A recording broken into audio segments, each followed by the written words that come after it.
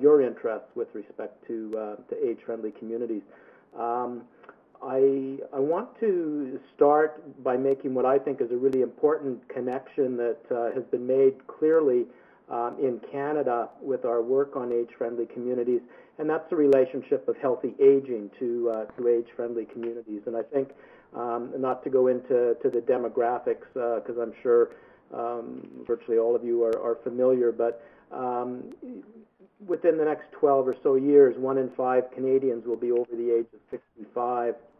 1 in 3 will be over the age of 55. And in just a bit more than 5 years, we'll have more people over the age of 65 in Canada than under the age of 15, something that's never happened in Canada's history before. So your communities, your provinces, our country is starting to look different and different than it really ever has looked. So that's part of the background and I think the broad interest around creating more age-friendly communities. And I think that a really important point about age-friendly communities is that they really are friendly for people of all ages. So when we look at the shifting demographic and that change to more older adults than young children, age-friendly is not in any way about kids versus seniors. Quite the contrary. It's really about creating supportive environments for everybody in our communities to grow and to lead healthy, active lifestyles. And so I think that's just an important context. Let me just share the work of the federal provincial seniors ministers over the last couple of years, and they asked about 3 years ago for a state-of-the-art, evidence-based paper on healthy aging in Canada. The opportunity to work with Peggy Edwards, who worked with the World Health Organization on their work around active aging, worked with us in creating this paper. It was endorsed by the ministers, and it does articulate a new vision. It speaks to the vital investment of healthy aging, and it has a background paper from Evidence to Action, which contributes much of the science. Important distinction I want to make with this work, different from a lot of health promotion strategies that we've seen. As the paper was being developed, we asked the question,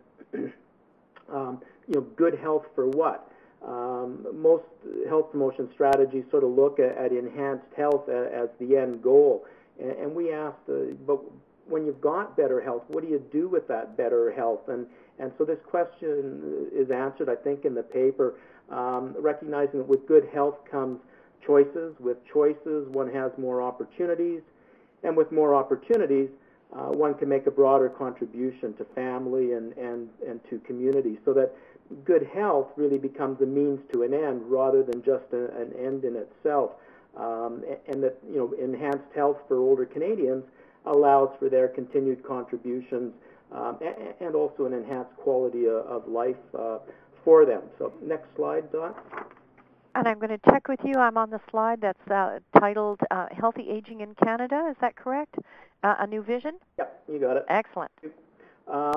So within that paper, and I would encourage any of you to take a look. It's only 16 pages. It's a great read and just some really valuable perspectives. It's up on our Public Health Agency of Canada website. Most provincial territorial seniors ministries have a link as well.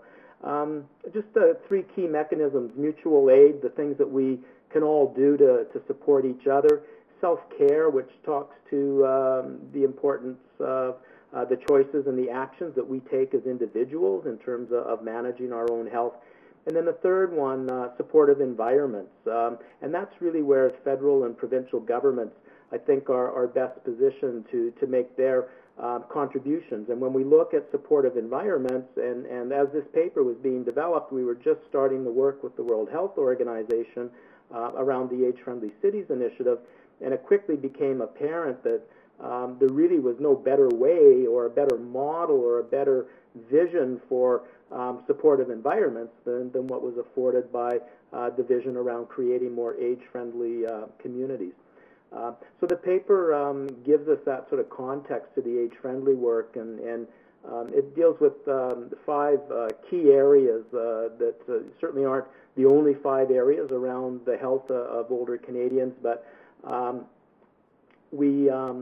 wanted just to be able to share a little bit on that, because it's important that when we look at physical activity, 65% of Canadian seniors do not engage in enough physical activity to maintain or improve their health. 60% do not eat the recommended servings of fruits and vegetables. 4% report going hungry, not enough money to buy food. Fall-related injuries are 9 times greater with seniors than they are with youth. And almost 9% still are daily smokers. And I guess the last point, the ageist attitudes that remain a huge barrier to social participation. And that was one of the reasons that the paper quite purposefully led with social connectedness. And we really, I think, see social connection as sort of that tipping point. If you're socially connected, the opportunities for active aging, healthy active lifestyles are so much better. The opposite, social isolation, so much more prevalent. So the social connection, and again, it ties so clearly back to the age-friendly community vision of creating that supportive environment. So next slide, Don.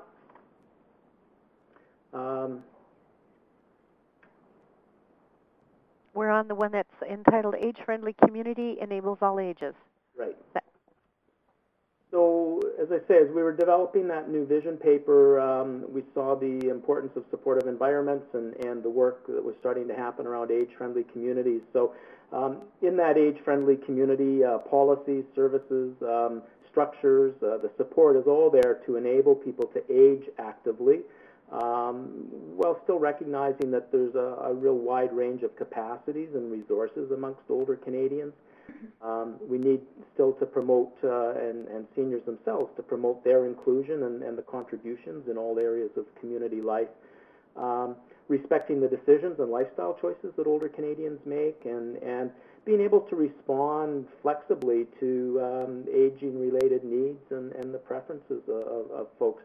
So as Louise noted in the introduction, Public Health Agency and others contributed towards the Age-Friendly Cities project with the World Health Organization.